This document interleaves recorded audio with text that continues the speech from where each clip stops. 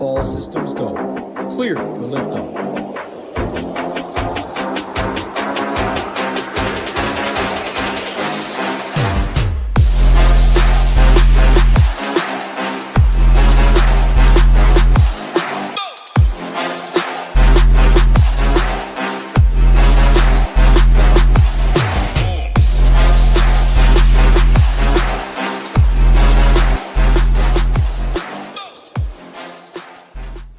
What's up, everyone? Tyler Tamboline here, aka ToeTagginTambo, back for another edition of the Takedown Breakdown here on the SHIPIT Nation YouTube station. Got my guy Nades here with me as always. Going to break down all things main slate week 14. We've got the perfect lineup, a bowling perfect, by the way, 300-point exact, little bit of change there lineup. We've got the breakdown of the Millie Maker winners. We've got some reviews to look at, and then just some of the tools and data and stuff we've got over at SHIPIT Nation, just reverse engineering it to show you how we could have landed there. But Nades, you had a bit of a run-in with the Millie Maker yesterday. I seen the lineup you sent over, and you play limited lineup, so got to feel good when you got at least a real sweat like that for a while.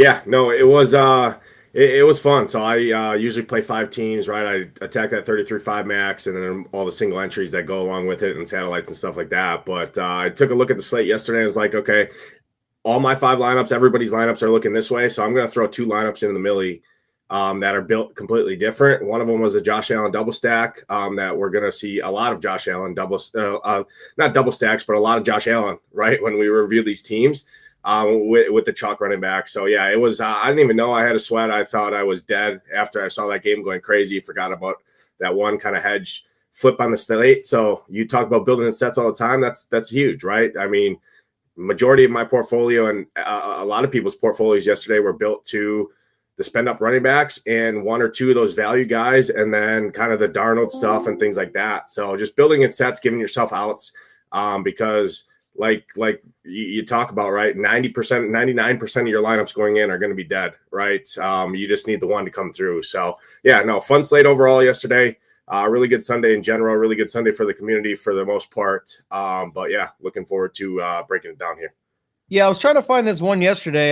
Someone had asked me, said, looking forward to this show today, the Takedown Breakdown. Some really high scoring lineups. A couple of people hit me up about it and said, very interested in breaking it down. And so are we. It's what we love to do. This is the sort of the go behind the scenes stuff, look at the process, get better this way. But I said, a couple of people have said that it won't really be that special. And the only reason I say that is it was pretty much simple. It's a high scoring slate, tons of 200 to 225 point lineups. Like, it was almost easy to get to the 200 point lineups. Not saying easy. If you have a portfolio, if you had a single entry, don't take that the wrong way. I'm saying, but if you had a portfolio of lineups yesterday, you were probably somewhere in that range if you had any Sam Darnold or any Josh Allen.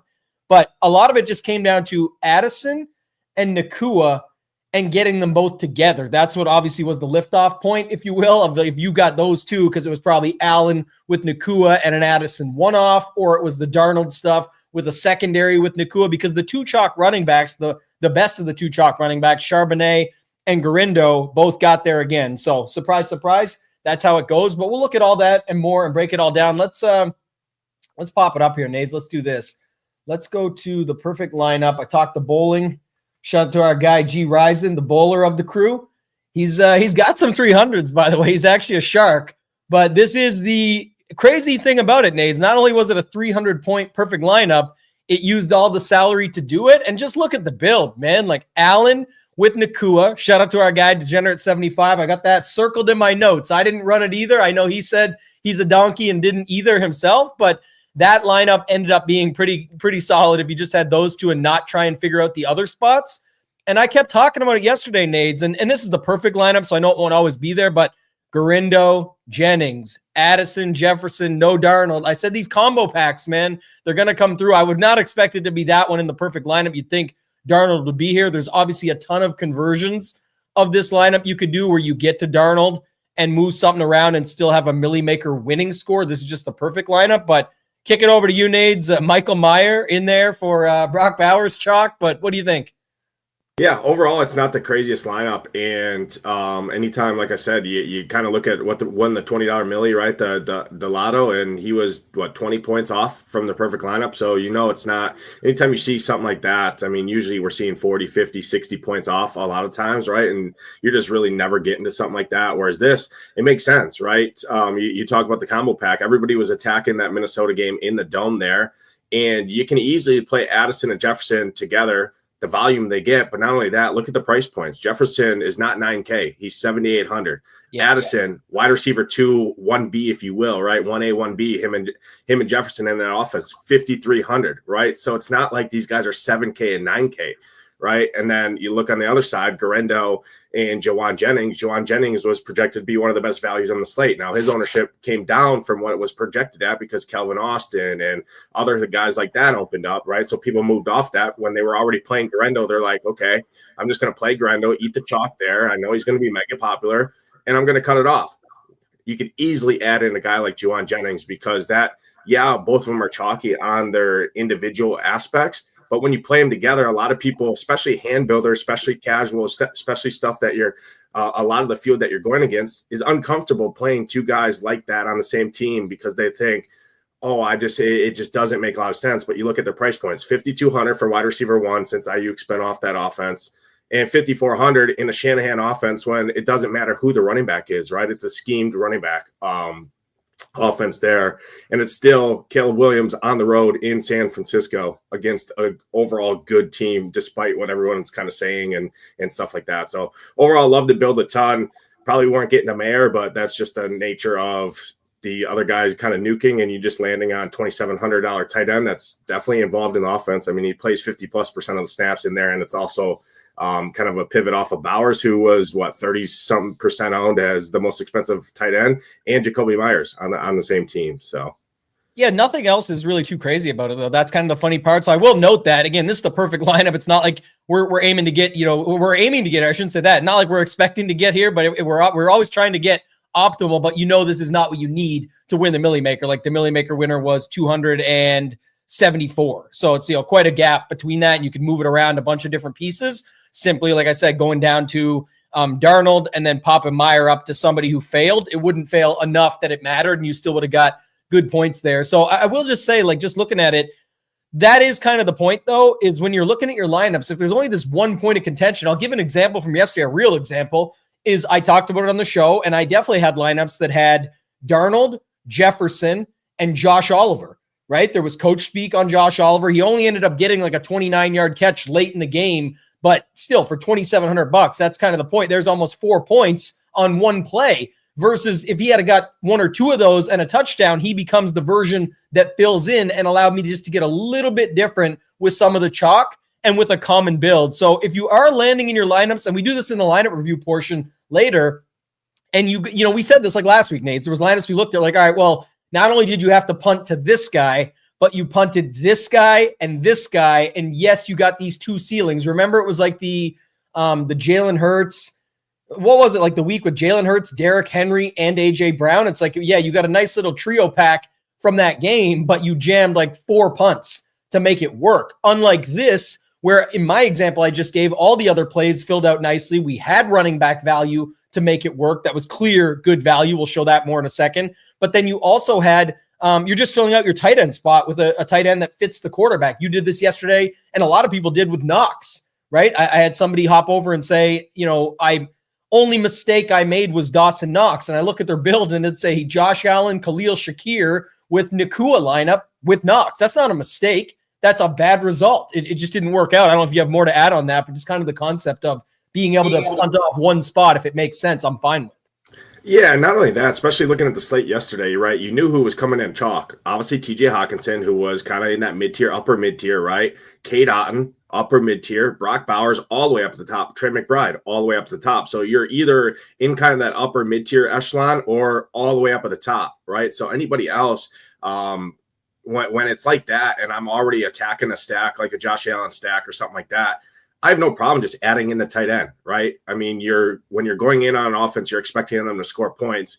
There's an injury there, right? So it's nothing you did wrong. I mean, the team put up 40+ points, right? And Dawson Knox ended up with 2 or whatever he ended up with.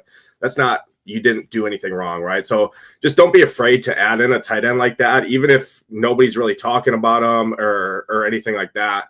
As long as it makes sense and it's attached to your quarterback, these guys are on the field a ton of snaps, right? And they're running routes, and they can easily catch a 30-yard touchdown, right? So yeah, which can be enough if you need to fit in some of these other big dogs that we saw. And when we have value like that, it's not like those running backs were, like just taking a shot. These were literally some of the better plays on the slate and some of the best plays, really, when we look at the stone in a second. First off, I want to say what's up to Sean, first in, always here grinding. Hot right now, 50K score just a couple of weeks ago, and he's always in putting the work in, so love to see that. And love to see this. Shout out to Jared, says, hit my first GPP yesterday, $2,500 off of 12. Talk about ROI. Congrats, Jared. And says, just wanted to say thanks for teaching me how to play DFS. I'm low volume, but thought less about plays and more about how the puzzle fits together. We know that's what it's all about. Go collect. Coach Sav, all the people in there congratulating him. Love to see that. Shout out to Nick. Andrew's in here. Big Ed. And just a bunch of good people always coming in trying to grind, get better at their game. So we appreciate that. Let's look at the $20 Millie Maker here. And it's crazy. I went to third place first here just to look at this, Nades, because I feel like, man, how did I not just land on this exact lineup? I know it's third. It's 50K. It's not a million, but why didn't I just land on this everywhere as like a single entry? Darnold, Jefferson, Addison were my top three listed on the slate plan. And I know I had them in places like this, but I love filling out the last wide receiver slot with it. Why not Darnell Mooney? I probably had more London there, I would guess, and a pay up tight end. But the two chalk running backs that we'll get to that in a second. Actually, I'll go there in a second. Freiermuth, by the way, when the Pickens news came out, if you weren't playing and running to Calvin Austin, why not go to Freiermuth? Like you say, he's right in that little bit below where everybody was at and above, and gets you a different build and lets you fit in Nakua, which flips the build a little bit because most people were on two running back or two tight end. Why not try a fourth wide receiver? And then the Pittsburgh defense, which was obviously in a good spot going against Jameis. So really love this lineup, even though it's in third. So shout out to Styles. GL Dunn Jr., SHIPIT Nation member, for biggest GPP score ever set in our Discord. Shout out to GL Dunn Jr., 15K in the Millie Maker. And it's a Josh Allen, Amari Cooper, Nakua lineup. The Addison one-off. He had Kyron Williams in there too. He did the Freiermuth move. He didn't have Garendo. He played Rashad White for same money. Actually, he had the $100 to play Garendo and didn't do it. So that's not that I don't think it mattered too much. 3 more points. So it would have got him like an extra 5K, but I think it's fine the way he did it because he was already playing some other chalk. But any quick thoughts on these ones, Nade? Styles with the Darnold one, or Dunn Jr., GL Dunn Jr. with the Josh Allen one before we go to the winner? Yeah, I mean, that Darnold team literally makes so much sense. I mean, you look at it now, and it's not even results-oriented. I mean, it literally just makes so much sense, the build. I mean, I found myself, I played two of my 5 main teams were Darnold stacks with Jefferson, and then I had both of them with, one was Hawkinson, or both were Hawk, and one was Addison and Jefferson. And looking back, not results-oriented, it was just – I used Hawkinson on both of them, going back to kind of that tight end thing, because I just wanted to burn up the tight end there. But I love this build a ton. Mooney speeds up the game on the other end, right? He's the home run play. So how does it speed up the Darnold, the Jefferson, the Addison play? Darnell Mooney. He's also a pivot off the chalk Drake London, who's underpriced, everybody says, right? Drake London went from catching touchdowns every week to now it's Mooney and Ray McLeod, right, is kind of the possession guys, which is kind of crazy in that offense there. And those guys are super underpriced. So overall, I love to build a ton. The Freiermuth, $500 more than Calvin Austin, who everybody was running to the window to play at the onesie position, right? Also a pivot off of those chalk tight ends in that 4K range. Hawkinson, 4,300. K-Dot, 4,400. A little bit cheaper than those guys. And then obviously nice leverage there. And the just throwing in the Steelers defense against Jameis, who makes a ton of mistakes. And actually their defense was projected to be the chalk of the slate, came in at like 10% owned. So that was kind of interesting there. I don't know if you have any takes on that, but I think it was because the value opened up I don't know. I think if people were just more spending down at defense and kind of punting it off, that they came down. But I don't know if you had any takes on that. But I think it was just because the other, like the 28, once you could get to like Barkley as the difference, which was obviously a common theme, right? People got with Calvin Austin, it was easy to get up to Barkley. Now I know he's not showing up in any winners. He had, a decent day on the ground, but of course the one shot he had was a 1 yard liner. And just, I guess that's like the worst thing about the Barkley. I know there's like the 3 touchdown games in there, and I still loved him yesterday. It is what it is. But I will just say, like, the thought process after, obviously hindsight's always 2020, but you go back and think about, like, remember we were talking on the show yesterday about Barkley and the game where he could have set the record, and he's like, nah, he like, and we talked about he understands the mission. Somebody posted in the YouTube chat, he doesn't really care that much. It is the same, right? Why would they ever not run the tush push? It works every time almost, or if they try it 2 or 3 times, it's definitely going to work. And on top of it, he doesn't even care. Like, he's not going to, he's fine. He just wants to win the championship and get the job done that way. That's what he's focused on. So again, that's results oriented, but just to say it, I just think about that stuff after. Shout out to our guy BJ, man, just absolute grinder, crusher over at SHIPIT Nation, doing the work for the people. Goes out and gets the job done yesterday for himself. I think it was to the tune of 35,000 plus. So, pretty solid day on a, single entry that he had in there and popped it everywhere. It was in our nation celebration. If you go to X at SHIPIT Nation, you guys can check that out there for sure and see it. But shout out BJ, West Coast, up early today to rock with us here. Renegade says, learned a lot listening how to deal with late breaking news. Yeah, the Muth news versus Austin, certainly another way to do it. And it's oftentimes one to consider if you're seeing a very popular wide receiver. Now, again, I always use the puzzle as the analogy. Like, we don't have the box. We don't get to flip it over. When you get the late news, you have even less time to deal with these thought processes. So just sort of having that in your repertoire and in your mind, that's definitely a good call. Najee Harris was okay. Like, if you want to go to something different there than just doing what most did and go to Austin and Barkley, then I understand that as well. So Moose was the way to do it. Be able to fit more of those guys in and find your way around. It's not like he had a killer day, 13 points. It's just more of what it got you. And that's why we said with that lineup, we're not even on the winner yet. It was just one to see. And I thought that was interesting. Going over to SHIPIT Nation just for 2 seconds, I want to show you guys this because this stood out again, Nades. How many times we're going to do this one, right? But it's every week. And, some ignore it, some don't. But just to go back here, let's have a look.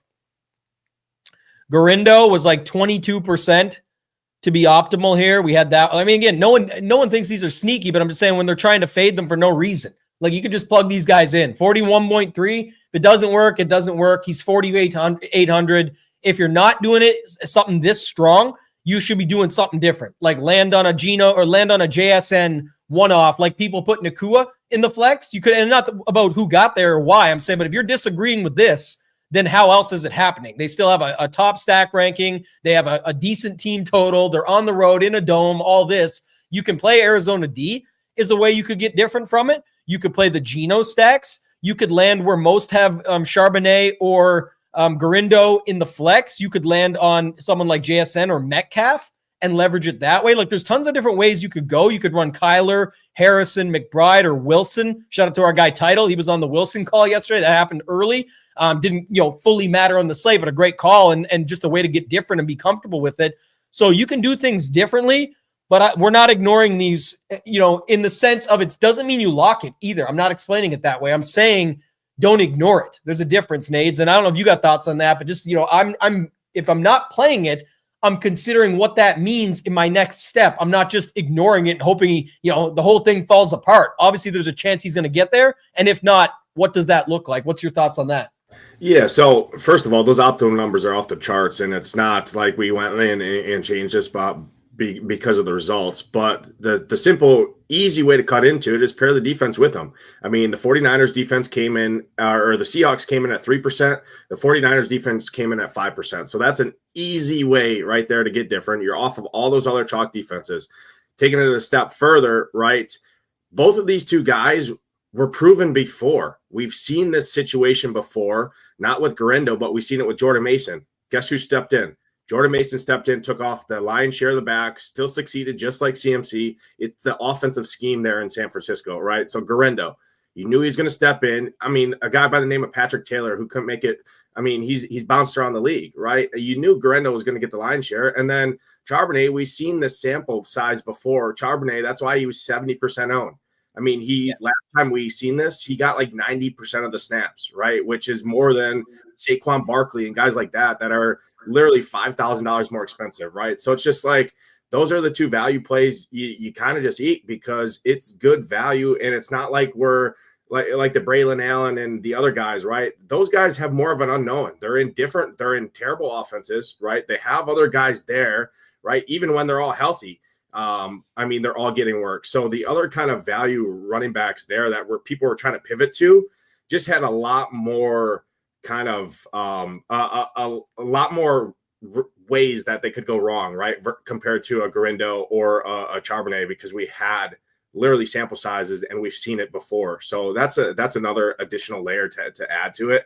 And obviously, well, how do I know that or that? You can ask questions in the Discord. I know the crew brought it up on the Sunday show, right? There's just ways to look at it, and you see it right on the stone. Look at the optimal on Braylon Allen versus Garindo and Charbonnet. I mean, it's literally half.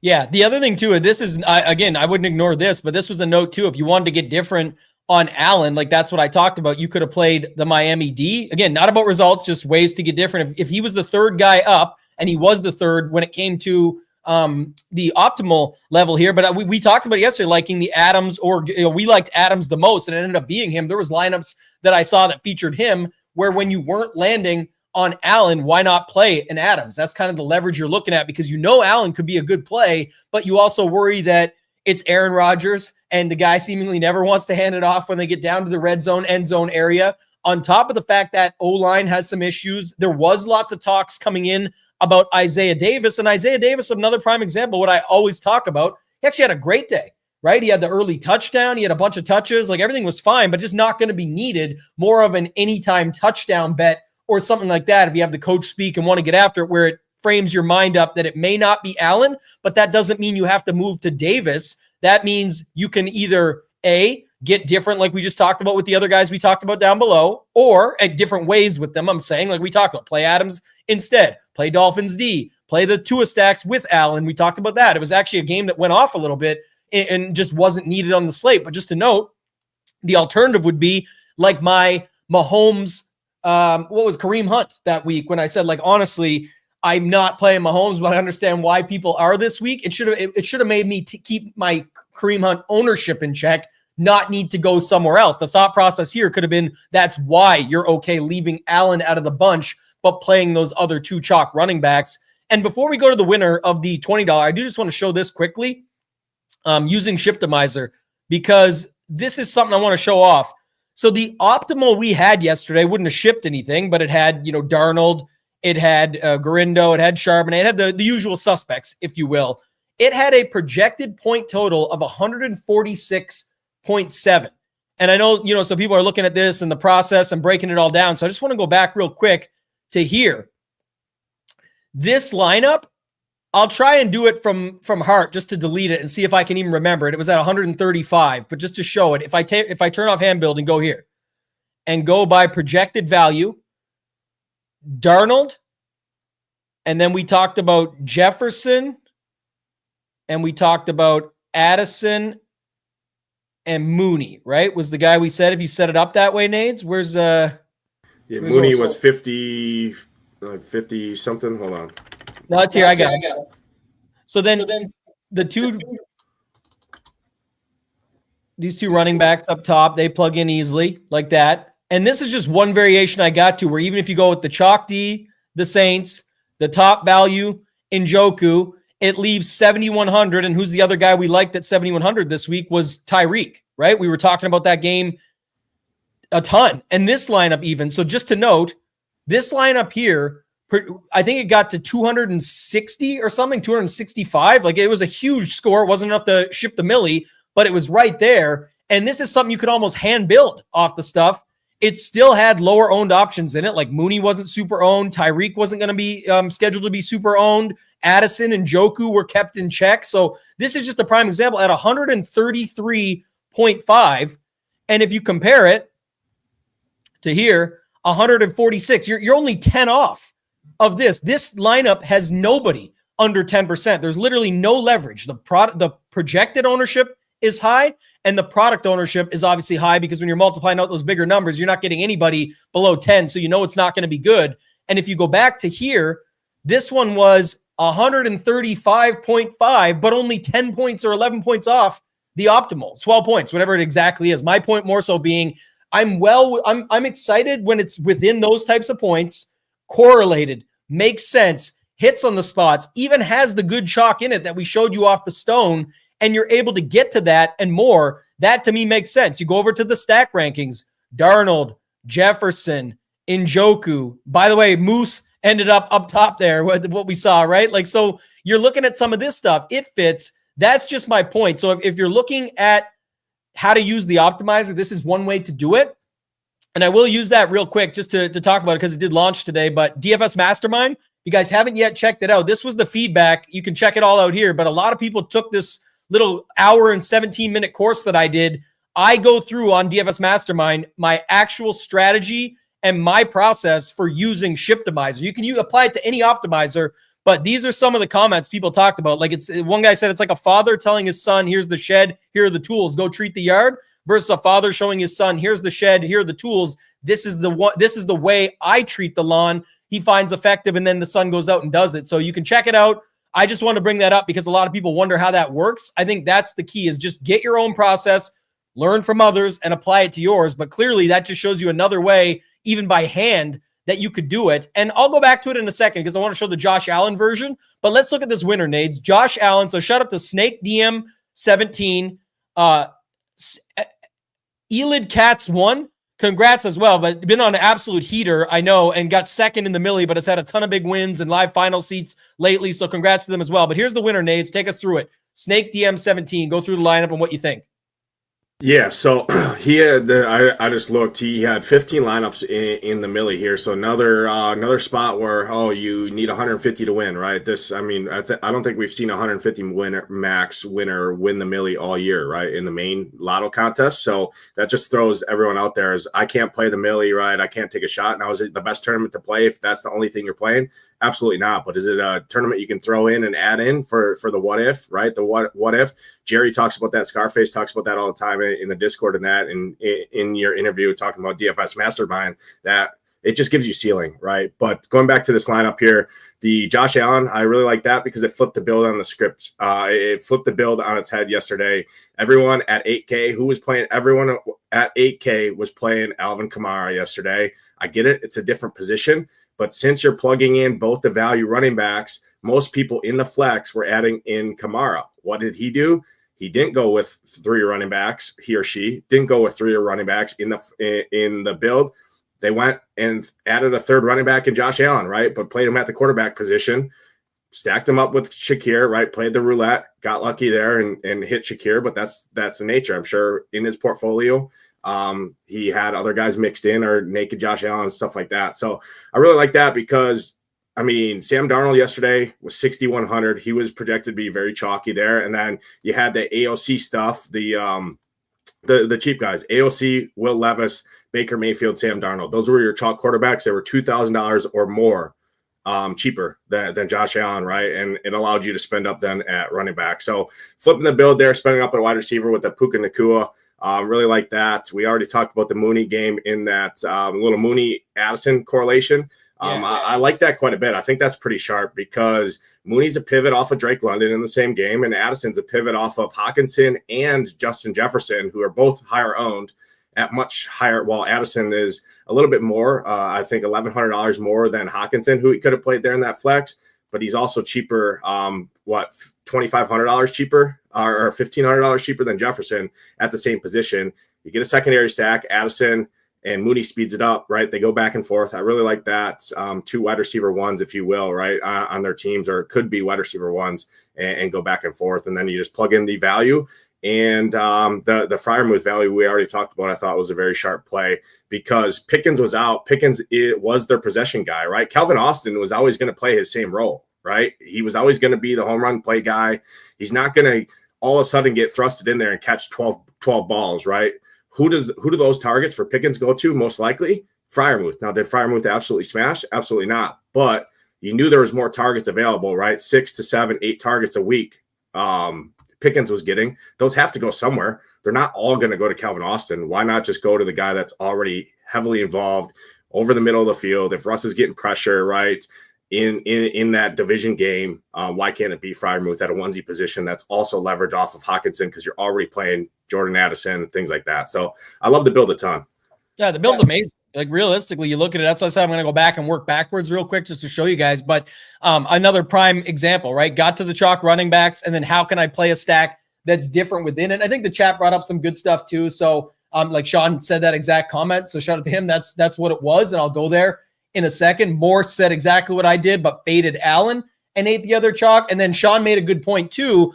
A lot of what was happening yesterday is the Barkley stuff with all the late stuff and even being able to play, now that Calvin Austin became available, people were able to get to Barkley easier and do it that way, where I think a lot of people wanted to go to Hurts. But in reality, Josh Allen, with weapons missing, by the way, multiple, made it even more condensed. You could play him naked. There was all of that. If you look at our stack rankings, it wasn't the best, but it wasn't the worst, almost at an 8, which usually for us, there's not this many in the 8 range, but there was ways to mix that up. If you look at the stone, the purple, right? When you go over to SHIPIT Nation and get the stone, so it's the best tool in DFS, the target game, that was a good spot to target. The optimals won't show up phenomenal, but it is a good spot. The pass defense is suspect. Suspect. The rush defense is bad. There was a chance that, Allen by himself could do what he did, run a bunch of touchdowns in and throw for some as well. We had good options on the other side, like Nakua and whatnot. And so just going back for a second, Nades, like this is the thing too.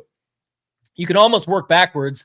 If you go with those 2 running backs, which when you sort by value, for me, this is always like a thing that I'll look at. Remember we talked about this a couple versions of the takedown breakdown ago, and people said, oh, I always start with my quarterback. This is actually a prime example where you don't have to. Like you could just look at this and fill it out and say like some of the stuff we've seen that makes sense. The Steelers and Freiermuth were both up there. These 2 options are just automatic. What I noticed though is when you go to wide receiver, look where we had Shakir way up the board. Okay, plug Shakir in. Well, Nakua is right there. Cup is right there. And there's tons of different ways. I'm not saying this would have won you the Millie, but once you land here and see you have $6,300 left per option, like per player, that gets pretty clear at that point that if you go Stafford, you have 6,600, and then maybe you're looking to fill it out. Again, this wouldn't have got you there. I'm just trying to show off examples. We're not being results oriented. 6,200 in the flex. Not saying it would have won you all the money, just showing examples. But this lands you on a, let's say you don't want Metcalf. Like I don't really love the range, but I guess it would have landed you probably here. This build is good. I don't think it would have scored amazing because some of the other misses, but just to show it off, you've got the target game with a secondary stack of Charbonnet and McBride. You've got Freiermuth and the Steelers D we saw, and you land on Garindo. So I think that's an example, right? But if you take out McBride, take out Cup, take out Stafford, and even take out the Steelers D, they weren't even at the top. Let's go back here, and let's go find the guy that makes sense in this build with Josh Allen. Where is he now? Josh Allen at the top. And now what are we missing? So what pieces don't we have covered here, Nades? Like let's just plug in the value D. What else are we missing here? What did somebody else have? So 5750, look at this. Here we go. This is, again, wouldn't have won you all the money, but if you look at our stuff, just a good build, I think. 57, 58. And this didn't get there. But just to show it, you would have had Josh Allen, Shakir, Nakua. You get your secondary stack with Ridley and Thomas in that game. You get your Pickens is out, Freiermuth. You're not on Kamara, but instead you're not on any Giants either, so you got that D against them. And then you get your 2 chalk running backs with the stack that makes sense. This is how you land on it. It's got a 134 point. So what were we, like 11 points off our optimal at 60% less ownership total. And you do have 1, 2, 3 options under 5%, let alone the ones under 20%. So just to show you guys, like, I hope that helps, like a way you can see it. Anything else you see with that? Like, I don't know exactly what that would have scored, but maybe while you're talking. Andrew bring it up in the chat too, right? Not only that is okay, the spin up quarterbacks, you had Hurts or you had Josh Allen. Hurts is at home against the Carolina Panthers outside in Philly, right, with a fully healthy Devontae Smith, A.J. Brown, Saquon Barkley. Josh Allen is losing weapons in a dome on the road, right, against a team that has very, very good offensive weapons that, hey, Kyron can break a run, right, and score a touchdown. Or Puka Nacua can be a beast, right, and score it at will. Cooper Kupp, right, Stafford can throw the ball. It's still a competent offense that can easily push the pace much more likely than what a Carolina team can do outdoors, right, and push the pace on the road, right? So that's just another thing to kind of look at is you're playing for ceilings, right? In these tournaments, you want ceilings. So when you look at a build like this on your screen, do these guys in this roster have the opportunity and the ability to go out and score 30? Now, you're not saying they're going to go out and score 30, but what's the likelihood they do, right? Because you want them to score 25 to 30 points to win the Millie Maker, right? Obviously, you needed the 40s yesterday, but that's another thing looking at the build. When you kind of take a step back after you plugged your build in, you look at it, you went through all your thought process, look at the build and see, okay, what's the likelihood these guys actually have a ceiling, and what's the probability that they have available to hit that ceiling, right? So I think because when we reviewed last week, right, there were some lineups that had four guys that realistically their ceiling's like 12 points, right? And it's kind of thin to get that. Whereas like you look at a build like this, Tony Pollard, ceiling, absolutely. Josh Allen, ceiling. Charbonnet in that offense in the role, huge ceiling, right? Shakir, obviously. So all these guys in this build have a ceiling with their respective game environments that they're in and the roles that they have within the offense. So that build was 246 points that I put up. And then I just went and swapped it again. This is, again, I know it's results oriented once we know the answer, but the point was to show you that if you didn't start with the quarterback and you plugged in Charbonnet and Garendo and you plugged in a top value D, which, you know, even Pollard was okay, and we talked about him a ton on the slate if you weren't playing Ridley to go to him, and then he paired with a D that was way up there, and you wouldn't be on the New Orleans stuff, which is fine, but Freiermuth plugs in for the Pickens news, and then look how high up we had Shakir and Nakua. That would then lead you to, okay, maybe I can get to Josh Allen now, and then I land on Jennings. I talked about that combo pack all day yesterday. I said there's going to be a combo pack like that. This lineup, again, wouldn't win you the Millie, but 261 fantasy points on, again, a 134-point projection, only 11 points off our optimal. Way lower ownership and for sure a better product because 4, 9, 14, 4, 9. Like this is just a way better setup for your build. Fully correlated, using the heavily owned chalk pieces that everyone knows are big chalk, but then getting around to it to a different way. 260.6 was on this lineup. So just to know it, like, this is a way you can check stuff out and work backwards to sort of check your work. I always love doing that. So I thought that was just another thing to check out there. So real quick, let's go to the 555 Millie Maker winner. And somebody said this was a rough day. Let me just go and see here. So you talked about it earlier. You can put 150 lineups into the 555. To be clear, a lot of these people are getting in on satellites. Like they're not just max entering it. So I think that's something to remember as well. They've won their way in, but just so you see that everybody loses at times, there's always going to be losses in some places and wins in other. Shout out to my boy, Fantasin. I know he got some more live final seats yesterday. He did not do the best in the 555, but if you go over here to the 3K, he got second for, I believe, 100K. So, they're playing at stakes they're comfortable playing at. There's, ups, downs all around. Need lunch money. Another great dude, Eric's the awesome guy. He always makes these live finals and just crushes it. He came in first for 200K here. I think he was the only one, made $800 on the, he only played 100. He was, he said, I'm not going to max this thing. I'll play 100. And again, probably won a ton of tickets to get there, but 800 was what shows as the ROI. But let's look at the winner here, Nate. Let's go to JBK, and you always look this up. 24 entries for JBK in this one. So maybe we'll look at the exposures after, and then we'll get to the lineup reviews. But Darnold, Jefferson, Addison. You had Garendo, Charbonnet, went with Najee for the Pickens news, right? You get a 10% on Najee, who had an okay start till he didn't. And then got Nakua in there. Jawan Johnson, who Hoopster called the touchdown on yesterday. That was another nice call there. And Pittsburgh defense with Najee. So I really like this build. Actually, it uses the 50K. Obviously, a little bit higher owned, but it's a smaller tournament, right? Only 5,005 entries, but still look at this. Well, we just talked about this today in the Discord, but the product ownership much lower than the, is what you should be looking at. The total is at 185, but because there's a 6, a 10, and 11, a lot of it's coming from the 60 and the 40% guy. As long as you're slicing into that in other places, you're going to get leverage and be able to find your way up the board. So what's your thoughts on this one? Yeah, I like this build a lot. Obviously the Charbonnet and Garendo, right? We hit on that enough. I mean, it's kind of like value in NBA and other sports, right? Value at running back is different than value at like wide receiver, right? Where there's 4 or 5 wide receivers on a team.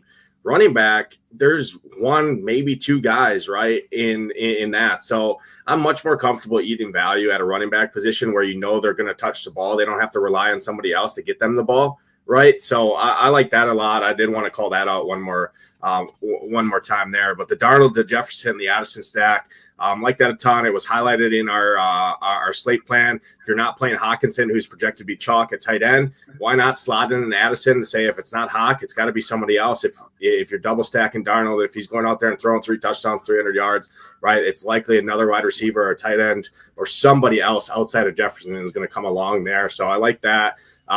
Throwing in the Puka as a way to instead, because you're not spending up to a Kamara, an Achane, a Barkley, spending up at another wide receiver position, which is also different according to the field because you didn't spend all the way up with a guy like Najee. You had that extra salary to spend up at a wide receiver spot where you know most people are playing Kamara there at a similar price, right, for $300 more. Or they're playing a Bijan or an Achane or obviously going all the way up to Barkley. So just flipping the build there. And since you're not playing Kamara, you kind of double leverage it and say, okay, if Kamara's not getting there, maybe it's Juwan Johnson that takes the end zone work, right? And you throw it in there at a onesie position that's also, hey, mind you, leverage off the same stack, right, of Hawkinson, right, for $600 or $800 cheaper, right? I think Hawkinson was $4,300, right? So I like to build a lot, leverages a ton, and then how do you play the Pittsburgh defense in a way that's going to be more unique when they're projected to be 20+% owned going into the slate? You pair them up with a defense, or you pair them up with a running back who you know is just not going to pick steam, that has late news his way, that could get off more dump offs than that with Pickens out of the offense. So I like to build a ton. Yeah, I like the setup that you just said, the last part. First off, I know it's early in the day for you, but said 600 or 800. It's actually 900 on 43. Easy. Math on the go, not my specialty. I'll tell you that. I gotta hit you one time, but it's fun doing these. So just to break it down, though, I love the last part you mentioned where like Calvin Austin maybe gets you to a Barkley here or something, but you're giving up a lot. And it's like, you don't even know what Austin's going to do, plus the blow up potential, plus the hurt stuff. Again, just hindsight in thinking back, not necessarily even results oriented, where he says, to your point on the Charbonnet and the Garendo, where it's like, they're going to touch it no matter what. Let's get to Harris. Yes, Warren's there and there's other stuff, but let's think about how this game might play on the ground now that they don't have Pickens and they want to do it this way. The thought process would be, why not be able to keep him and not have to give up one of my Jefferson or Addisons with this quarterback who I'm playing in Darnold, or not having to go away from Nakua, who a lot of people felt really good about, and he didn't even really get steamed up anywhere. 12% for a guy that's just been dominant and getting pretty much everything, feels like he can do it all. That's a great spot. So this was a really good lineup, 264 points. And it just goes to show, too, those previous builds that I did by hand in Shiptimizer, it's like, if you are building for something like this and even only have one lineup, incorporate some of these strategies that we've talked about. It's still obviously projected well. Like, who would have, this is a good projection. The top projections, Darnold was a great one. Jefferson was good. Nakua was good. You saw, if you're playing Darnold, Addison's fine. If you're not playing Kamara, Johnson's fine. Even Johnson was up the board a little bit. And the Najee stuff is your plug-in for the Pickens news. So to me, this would have projected pretty great. Not the best, but pretty great. Had fair ownership for the bigger, higher dollars, smaller field, and had a ton of leverage points in it where it's still correlated. It still makes sense for the slate. It's leveraging certain spots. This is just a great lineup. So shout out to JBK 44240. Just wanted to look quickly actually here to see how they played 24 lineups. So Darnold in 17%, Rodgers in 12%, Purdy in 12%, and then a little bit of O'Connell, Geno, and Hurts with a few shots, like one lineup of these. I like playing it like this. If I have 20 lineups, give or take, like commit on 3 or 4, go a couple with the other ones that fall in behind them, and then let somebody else sprinkle in. I've been doing a lot more, review stuff lately, obviously with DFS Mastermind, just going through it. And you'll see that a lot amongst these players that are having success and finding their way up to the board and the top. So just to note that. Similar at running back, overweight stance, almost all in on Charbonnet, just didn't quite go all in, and that's fine, I think. So this sets up well. Myers, this is one note that'll stand out. And I'll let you take it over at the end here, Nades, but just quick. I like this. I love this, actually, I'll say. And I just talked about this on that same optimizer video that I talked about earlier. I don't care about running back. Like, this is certainly a week I'm letting it spread out up to 70, 75%. I'm not a lock button guy on my full portfolio, but I would really let it expand because of how good these values were and everything that you've already talked about. And we made the point, like, they could have scored. Charbonnet didn't need 42 to be as good as he was on all these winning lineups. He could have scored 28 and still probably would have been on those winning lineups. Just a product of 65% of the field having him. So that's just the note there. But I love this. Wide receiver, much more volatile. So I'm capping wide receiver. I'm spreading it out more, and I'm letting options get in there. If not Jefferson, let me make sure I have some Addison. If not Jacoby Myers, let me get some Trey Tucker or someone in there, like things like that. So I'm good there. Tight end, similar way. I capped tight end around this 20% range, so I like that. And same for DST, but he was willing to go heavier, or they were willing to go heavier on Tennessee. So any thoughts on exposures here? Yeah, I like that a lot. I know some of the best players after when I go in and do my review and stuff and looking at player pools and things like that, a lot of the best players in the world cap wide receiver and tight end at 25 to 30%, right? Which you kind of see in this and defense as well, right? Because those are volatile positions. And when you do that, when you put a max global cap on a position like a wide receiver, it's apparent that he or she in this portfolio, right, or in Shiptimizer, you have the game stack setting set up. So naturally, you're going to get some leverage within those stacks from the other guys within those offenses and games you're targeting when you put a global cap. Instead, if you don't, right, the projections and optimizers, whatever you're using, is just going to slam a guy like Jacoby Myers or Juwan Jennings, right? So then you'll miss out on the other guys within those offenses because it's just taking the best projection, right? So when you do that, you're kind of over creating leverage within your portfolio, which is huge, obviously, when you're attacking these tournaments. Yeah, Shady Advice, one of the best in the world. I know we got a live final seat yesterday. I think already had some others, just absolutely crushes. And coming off the baseball live final win, so looking to go back-to-back at live finals for Shady Advice for the big ones. And 20, I like this because Shady played 20 lineups yesterday, and just to look at his exposures, it was, spread out more at quarterback, committed to a couple, little bit in behind. I like this for, 20 lineups in a 555. Remember, people could play up to 150. He played 20 and was able to make profit. And I know he had a big day otherwise and had some good ones in there, but similar thing, really committed to Charbonnet as, even over the top, but not lock button, and then still committed to other spots at or just over or above the field, under the field. Did commit more at wide receiver. Like I said, I'm usually sort of in that 30 range. He was willing to go more with these four, with Juwan, Jerry Jeudy, Myers, Drake London. Ingram, fine, but after that, sort of 25% and down. Defense, Tennessee, fine, but after that, 20% and down. And then just looking at the lineups, definitely fine with the combo pack. Wasn't looking to leverage that. I mean, at 10-6 for both of those, your number's in pretty good shape. If Garindo has a day like this, then you add on 28 from Juwan Jennings, you're in really good shape. So it makes a lot of things work. Played some San Francisco D with Garindo. Played the Evan Ingram play, as it looks like, with some Pollard, right? You're seeing it here. So I was just trying to look because he had a little bit more Evan Ingram, and I wanted to see what that looked like because it just was a bit of an off-the-board play at 6% than most. Secondary stacks with Pollard and his Ridley exposure. That's where that probably came in.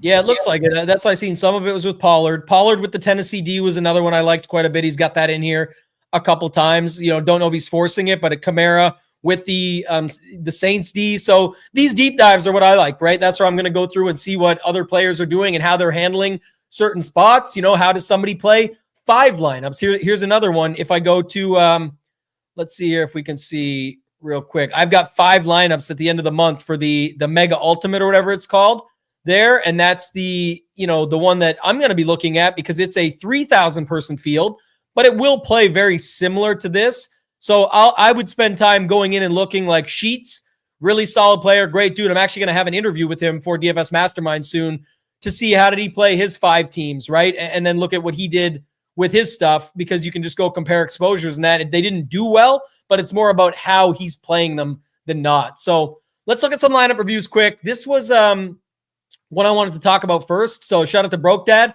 Said my best one and first 200-point lineup. Would love to have feedback. FYI, Elijah Moore was the last guy in. Two things I would say. One, it's not always about just reviewing your best lineup. Some of the best stuff you can find out is not from your best lineup. Your best lineup did great, and that's what you were hoping would win you all the money, and you're happy about the result, and that's amazing stuff. That's what we're trying to do, is find success. But I would say that, you're usually not going to take very much away besides you built it good, or like, I don't want to shun it or say it's bad, but I'm just saying more of it's you're going to find obvious stuff. You played Josh Allen here. You filled it in with pretty good, plays that were good on the slate. You had some leverage built in, but focus on some of the other stuff. Everybody always sends their best in. This lineup is great. It resulted fine. But Elijah Moore was your last guy in, shouldn't matter. He was in a great spot. Tillman was out. It was a piece of that offense. That's just because he did bad doesn't matter that he was your last decision. He might have been your best play in the lineup outside of, some misses. I will say the one thing I would take away about it being your best one, it is your best result, but you had no Garindo. You did go Jennings and Smith, which I like if you're not playing Garindo and Charbonnet.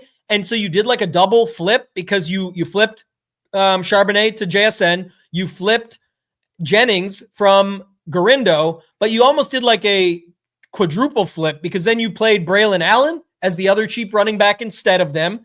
And then you played the Giants D since you're not on Kamara or Juwan or anybody. So I think that's what I'm saying. Your build is good. There's not much really to take away. That's why it had a pretty good result or whatever, or it did in turn have a pretty good result. But to me, it's not always your best one that you want to pinpoint for review. Take the one that you're wondering what went wrong or what, if you're not sure. To me, you'd be pretty confident about this one. I guess the best way to put it. Go ahead, Nate. Yeah, I'd agree with that. The only other thing, there's just a ton of over leverage here. I think you can definitely leverage is good, right? But all the reviews that we've seen all had a bunch of chalk with 1 to 3 right pivots, and that's what Shiptimizer helps you do because you leveraged you double leverage the Kamara with the Giants defense, and then also playing Bijan, right? You double leverage the Charbonnet and Garindo plays with Braylon Allen, JSN, and Juwan Jennings, right? So Braylon Allen's still a good play, right? But when you look at the stone, I know you remember, when you look at the stone and you see the optimum at 17 versus 44 and 28 or whatever it was, you're just kind of triple and quadruple leveraging down on those situations. I would have rather had you just eat one of those and then still had your leverage with the other one or something like that. So there is a way you can kind of leverage yourself out of potential, right? And I think there's a little bit of that going on here. Before I forget, I want to tag it on because I think that's a good call out. And again, this is results oriented, but people that have watched this and been with us for a long time, 1, we appreciate you. 2, it's just, we're going to call it like we see it if we can quickly see things. And one that I quickly see is you could obviously play the combo pack and get the 24%er in there instead of Allen and plug in Garindo. You could still keep your secondary and your naked Josh Allen, or you would have been able to do something like the Khalil or whatever you want to do here, where you could have brought Freiermuth in as a secondary stack with Moore as a way with the late news that we got, and then pop JSN up to Nakua or something. And again, obviously would have got you a better result, but I just think you went with correlation, but you also went with a ton of extra leverage just to do it versus you didn't need to. You could have still kept this correlation. And that's a topic that keeps coming up and will be a common theme, with NFL always. It's with every sport though, Nades. It gets brought up so often. People are like, well, I always have the right pieces, but in the wrong spots. And I correlated. Correlation is literally first base of NFL DFS and really of any sport at this point that involves correlation, meaning everybody's correlating. Like optimizers are automatically doing it. Contest sims are pushing it. You can use stuff and watch shows like this to teach you even how to hand build with it. But I always use baseball, and I know you love it, and it works the best for that one, I think, because you can take, there could be 5 really good parks and 10 really good teams in those 5 parks batting and against horrible pitchers.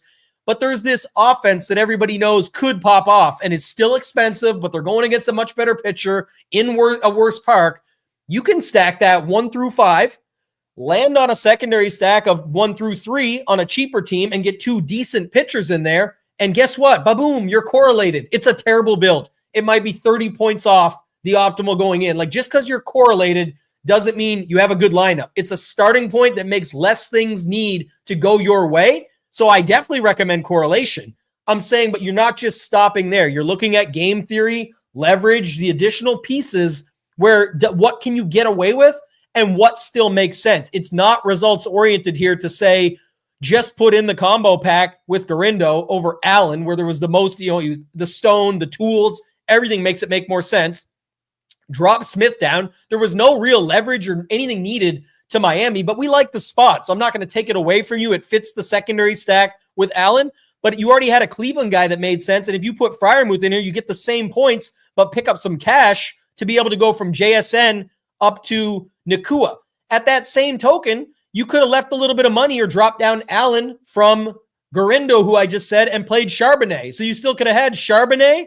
You would have had Jennings instead of Garindo, and you would have had Nakua across while getting a Pittsburgh piece in. It would have had a little bit less leverage, still would have had the same projection or better, probably. It probably would have had a better projection than, like, if you go Charbonnet, Nakua, and Freiermuth, I almost guarantee you it has a better projection than Allen, JSN, and Smith. I'll lock it. Like, I don't even have to look it up. That's a better projection. There's still huge leverage. It's not crazy difference on anything else. So just little things like that. It's results oriented, but it's to let you know ways of thinking about it. Let's go to Morse 8403. Main lineup entered across multiple contests. So I like that aspect of it. It's not the best score, but contest selection, things like that matter. This might be a satellite. Yeah, this is right here. Best finish was a 3rd place in the satellite, and you didn't get the job done, but this is a really good lineup, right? So I'll let you take this one, Nades. Let's see what you got here. So it's got the Darnold, Addison, Hawkinson stack, which I like a lot. The run back and Drake London. Okay, so the only thing I will say on that is, I guess it's a little different, right? Because most people, when they were double stacking, were adding Hawkinson, but with Jefferson to middle. That's why they threw in Hawkinson to keep down that salary, which got you up to London. So I think when most people were going in yesterday, looking at the slate, I mean, a lot of optimizers were kind of given that starting point. So I do like the little flip that you did from Jefferson to Addison, but still playing Hawkinson, right? Because most people are playing Jefferson there. So I like that flip just from what I was seeing yesterday when I was running teams and working through that. I like adding the 49ers defense with Garindo. I already talked about that a lot because people were trying to make Caleb Williams work yesterday. I know people knew they were playing some of those wide receivers in that. So just cut down on the ownership, play the 49ers defense that's also leverage around the similar price range, a little bit more expensive than the Titans, right? $300 more. I think I got that one right this time. But and then just plugging in the Charbonnet, which allowed you to spend up a Barkley. And you probably are kind of kicking yourself, Barkley. But Tambo brought up good points. I mean, it's the Carolina. They're at home. What's Philly's goals? The Philly's goals aren't to go drop 50 points on Carolina here. Their goal is to keep their team healthy, get out. If they have to grind out a win, fine. But they're going to take, I mean, there's more ways that a 9K Barkley can go south than guys like Kamara and some of those other ones, because you got the tush push, right, which is unstoppable. And you got Jalen Hurts, who leads the NFL in rushing touchdowns, right? So outside of that, I think the build is really good. I think you built the shell different than most people were, because when they were playing Hawkinson, they were using that as a way to get up to Jefferson, whereas you used Hawkinson, but then only went up to Addison, which allowed you to get up to a London, which allowed you to get up to a Barkley, and then you just plugged in the good values around that. Yeah, shout out to Paul here too, said this level of constructive feedback is why I love Sin. Also, Paul won the big guy, so we'll have that tomorrow on the First Look show, reviewing your lineup. So congrats to Paul. I think it's the second time winning it, so just to note. But Morse is in here, and Nick Mars, is it Marcy? I don't know, because it's New Orleans, Nolans. He's in here as well, so saying it's not me, just so you know. And we know that you're LSU Nick, and you've been crushing. But I want to say, Morse, this is a phenomenal build. I love this build, and I want to tell you why. Not just everything Nade's just said, but just to note it, you had no holes in this lineup. You built it differently with Darnold. You were able to use Drake London, which I loved yesterday, as a piece where if you're not going Jefferson, but you can get the triple stack, you cut in to the Garindo ownership in a different way by playing a non-chalk defense, a non-chalk tight end. And the other thing I loved, and I noted this on the show yesterday, is if you weren't playing Bowers, I think it was, again, I'm not results oriented. The reason it's a phenomenal build, it didn't ship anything. It's 212. But my point is, if you weren't playing Bowers, how was Vegas putting up points? And you had to think that it was through Myers. In the end, the answer was they weren't putting up very many points. And Sincere McCormick was going to touch the ball a bunch and all that. But overall, you still played the good plays at running back. You stuck with the stack. Even though Darnold's chalk, he's 89% unowned. You know what I mean? Like 90% of the field is not on this guy because it always gets spread out. And instead of a lot of those Darnold lineups having Jefferson, you went with Addison and Hawkinson to allow you to run it back. You got the two chalk pieces in. You cut into Grindo with that. You played Barkley without sacrificing. It's not like you needed Calvin Austin to play him. So while this didn't work out for you overall, this is a great lineup if you're week to week. And I know we always do the content, and everyone always says, the content's always based around MME. Well, this is what single entry and 1 to 3 max and 5 max, whatever it is all about. You built a great lineup for a single entry and a satellite and all of that. You didn't have to get crazy. The ownership is a little bit boosted in certain places, but for the most part with 6, 10, 11, you're keeping it down in certain other places enough to make it happen, and especially in the smaller fields. Everyone always thinks high dollar, smaller field.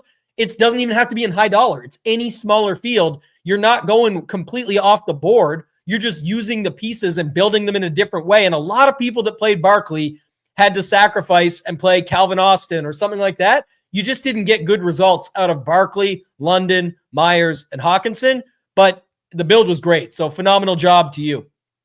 Another one, so I don't think we're going to crush this one, but this was Cade, said best lineup in one of the smaller contests. Just another version of using it. I think it was fine. Flip the build. It did get to Austin, but it had the secondary stack. It didn't have an Atlanta piece, but I like that if you weren't going with, like, this was really nice up here to me, Nades. I'm just going to rush it quickly because there's one more I want to get to. But if you're not playing Kamara, double flip here, like $200 more to Achane and play the opposite of Kamara. And again, look at those. Usually you're happy with a 20-point day out of your running backs. And by the way, still had Charbonnet. The main decision point would be, nothing from San Francisco. It's not that they had to put something up. They were missing pieces now. I get it. But no Garindo, no Jennings, no Debo, no Kittle. Again, you can only do so much, but I just thought I would bring that up there. And then the last one, our boy Chief, he's always in here supporting, so I want to make sure I show this one off. What's your thoughts on this one, Nades? It was a Darnold, Jefferson, double ATL in London, McLeod. He must have been looking for that cheap combo pack, but he had another combo pack in here. He had the Barkley Calcaterra, who got a touchdown. Man, now that I think about it too, yesterday's show, title had Mike Wilson. Oh, I froze my thing up now, I think. Dang. Oh, no. Yeah, no, title called Mike Wilson. Hoop or you called Calcaterra. You called Calcaterra and Hoop called Juwan Johnson. Imagine putting those three together yesterday and having a little anytime touchdown. That was like the 3 call-outs. So, shout out to Hoop again. No neighbors, horrible. And Juwan Johnson scored. So people that keep wanting to get these things from because the one bad time with MBS, he's been doing just fine on those calls. But your thoughts on this one? Andrew's in the chat here. He said, I hand-built this one. So let's look at this one. Yeah, no, I like this. I like the Raymond McLeod play. I talk about him every week. I played him again this week. Nobody plays him. He's on the field for every snap, and he's cheap in that offense, right? Going with the combo pack, I don't hate it, right? Not results-oriented. Drake London was an amazing play. You didn't play Hawkinson, so yeah, at a similar, I think Raymond McLeod and Hawkinson might have been the same price or close. So you went to Ray instead of double stacking Darnold and just saying, hey, Jefferson can do it all the way, and maybe Darnold throws it to Oliver, maybe he throws it to whoever, right? Naylor, whoever he can throw it to, right? So I don't mind that and the combo pack coming back because it's tied to your quarterback. I like that. And then the combo with Barkley and Calcaterra, your idea there is you're soaking up the entire end zone, right? So I like that. And then just plugging in Garindo and Charbonnet and the Browns defense. So overall, I like the build quite a bit. And I'm not going to try and say results oriented. Oh, you should have moved London, because I do like it makes sense in this build. Yeah, that was the one thing I just didn't again, running it both ways that side, I guess, because they're a cheap enough combo pack. I would have liked to leverage London with McLeod more often than not. And again, I'm not saying to go land on Addison just to get the nuts and be rolling here. I'm just saying it because to me, it makes more sense. Or Or I'll say this, I probably would have flipped it to Kirk Cousins and it wouldn't work. So this tells you everything about us. We're never going to be results oriented on the overall thing. We're just going through the thought process. Is I would have liked to flip it to Kirk Cousins and then bumped up Calcaterra to somebody else. Maybe it goes to, I don't know. Can you get all the way to, I don't know. Would it have been like a Hawkinson for the game stack? How much was Calcaterra yesterday? I don't know. Calcaterra was 3,500. So he wouldn't have probably been able to get there. He would have had to move other pieces. I guess that's the tricky, is you got everything else in there. How much were the Browns yesterday? I'm trying to look at this. I don't have my other screen up and my camera's busted, but yeah. Browns are 2,400. So basically the punt. He didn't have a lot of room to move is the issue here. That's kind of the tricky and the challenge part. Hold on. 6,100 Darnold. So 61 minus 5,500. That gives him $600 flipping to Cousins. So $600 plus 3,500 would have allowed him to go up to a $4,100 tight end. Would have been like Freiermuth probably, but he had Cleveland D, and then he would have had to move that to Tennessee or Jacksonville. But I guess all I'm saying is I get it, but I also like it's more of a showdown thing. Like tonight when we do the showdown show, by the way, that'll be Hoop, Title, and myself on this channel at 2 p.m. Eastern today as opposed to 1. But just to note, like tonight is Cincy at Dallas. If you're, again, this is not a showdown build at all. I'm just trying to correlate thoughts here. Is if I'm running like Burrow and Jamar, sure. Because that's like might be all it is. That's 3 touchdowns waiting to happen and break the slate at those prices. And then if you're just filling in value pieces on the other side with like a Cooks and Tolbert or Cooks and Turbin or something like that, like on a Dallas side of a game, sure. But tonight is Cincy at Dallas. That's why I'm bringing this up. If you had a Lamb with Rush, and then you're using on the other side, Higgins and Gesicki or something like that, then I get it more. This works that way, but I prefer just going, London to Addison or Calcaterra to Hawkinson and then moving London down and using McLeod as the leverage. It's just not the combo pack I envision. Maybe London goes to Jennings or something. The rest of it's all good. And I like the flip of the D. I like the thought process for how he's building. Still a great score, 200 points, not enough on that slate. But I do think, just from a overview and looking from above, McLeod and Calcaterra to make it all work is kind of what we talked about earlier. I want one of those or flip the build to make it so it makes more sense. That's all. And to me, it's probably London to Addison and Calcaterra up to however you want to do it. If you want to do them up to Otten, or if you do Calcaterra to what we said with Hawkinson and then bring one of the other ones down. I'm more fine with that. Like I think that would have been the way to go, a full game stack or something to make it that if it goes off. The other thing about the Hawkinson one, if you could have got to it and then brought London down, and even if you had went to Cousins at that point, it would have been still like a setup of where you could have kept one of them the same and had a full game stack. Then at least if Cousins is going off, it's in a back and forth, right? So yeah. Definitely think he said here too, my other high price running back was Kamara. He busted too. So little things like that. Any final thoughts, Nades, on this one?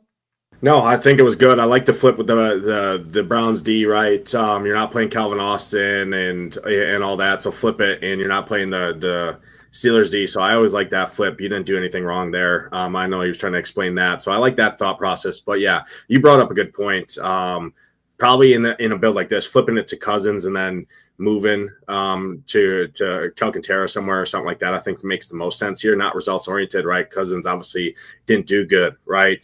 He threw more picks than he threw touchdowns, right? So outside of that, I think it was good. I think we broke it down pretty good, and appreciate everyone in the chat. I hope everyone loved it.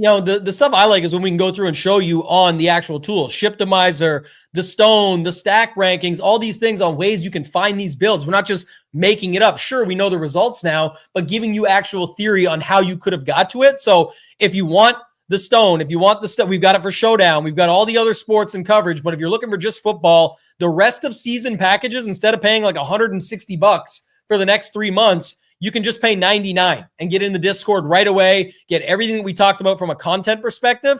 If you want the tool, you want Shiptimizer like we showed off, it's just $30 more. $129 gets you that. That gets you everything we offer, the projections, ownership, the Stone tool, stack rankings, the DVP rankings are there, the core reports, player pools, all that and more. If you do have college football in your state, You also get the college football stone, the projections, ton of big winners over there these last couple of weeks. And then like, Morse says here, was in first place till Allen went off. Thanks for the feedback. DFS Mastermind has helped. I talked about it earlier, but today, the official launch over at DFS Mastermind, sponsored by SHIPIT Nation. No tools, picks, projections, plays, all that stuff that we talked about. But I shared it the other day. If you want to get in and behind the scenes, the strategy video, my optimizer process is there. I'll click play on it quick here just so people can see. But this is going through me showing you all my steps in Shiptimizer that I actually do. There's a ton of stuff over there. The interviews with our guy Scarface. We had our guy Kenny W, 1732 in there. I know a lot of people in the chat right now are in there. And then you also get the main community page here. You get the main 3-hour and 30-minute course on the top 10 topics, tips, tricks, and tidbits. So check it out. Everything there. Nades, appreciate you as always. Thank you, everybody, for watching. That's going to do it for this one. For Nades, for myself, ToeTagginTambo, let's ship it!